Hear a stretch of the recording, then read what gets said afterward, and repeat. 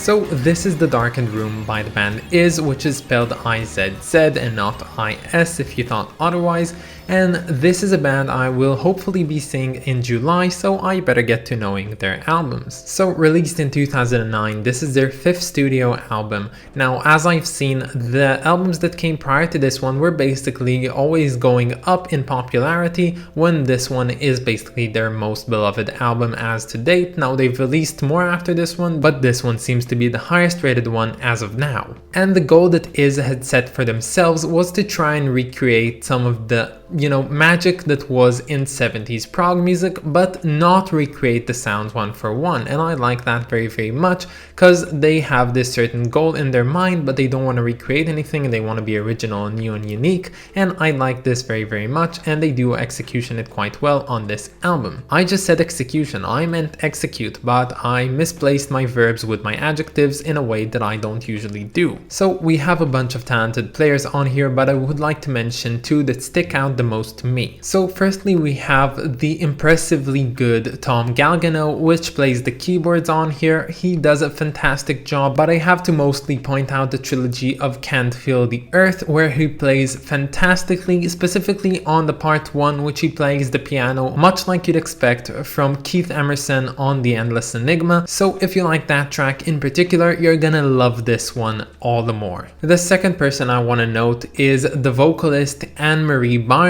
Now she sings fantastically on here, and as I said in the past, I always love to hear some female vocals on prog music, but specifically I find that while she does fit mostly, there are certain parts which I think that an octave higher of singing could have done a lot better, but maybe it's not her range, I don't know, maybe she's more comfortable singing like this, but that's just my own opinion. But I think she does a fantastic job introducing some really needed female vocals into symphonic prog. And this album is pretty great, but at some point I kind of doubted whether this album still remained progressive, and there is something that I like to do when I test an album to see if it is still progressive, and that's to listen to the music but discard the fact that there's any vocals and just listening to the backing melody and hearing whether it does sound or does not sound progressive. And when doing this, I realized that this album stayed progressive even in the background when it wasn't really apparent, and I like that very much. So yeah, this is not those one of the neo-prog albums that just goes stale at some point. This actually stays progressive for its entire duration. And although I have a lot of favorite bits from this album from all different kinds of places, I think that my favorite track from here would have to be the second track of Day of Innocence. Now that track was basically unexpected in any fashion. I did not expect this to come after the first track, which was setting the foundations for a totally different thing. thing, but this track basically features one of the loveliest duos I've ever heard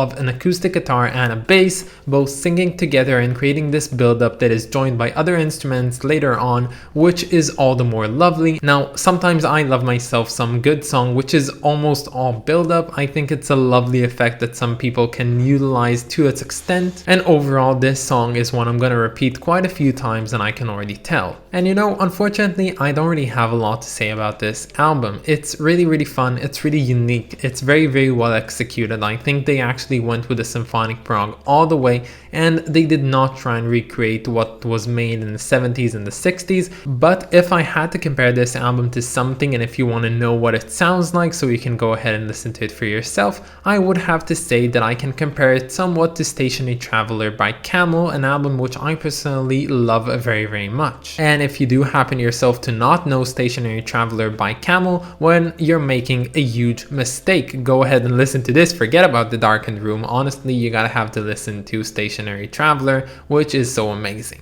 But yeah, I'm just joking with you. This is a great album, although I feel that it doesn't reach the same barrier as being, you know, memorable. So it's pretty great, but it's not quite memorable. Like, I kind of don't remember what it goes like, and there's only a few sections from it which I really thought were memorable and were worthy of listening to again. And yeah, I guess this is what really rates an album. I think that every album that gets an 8 is a great album, but one that I'm gonna forget about in a while, and every album that gets a 9 and above is an album I'm not gonna forget about. But we're not into the rating yet, so let's talk about the cover.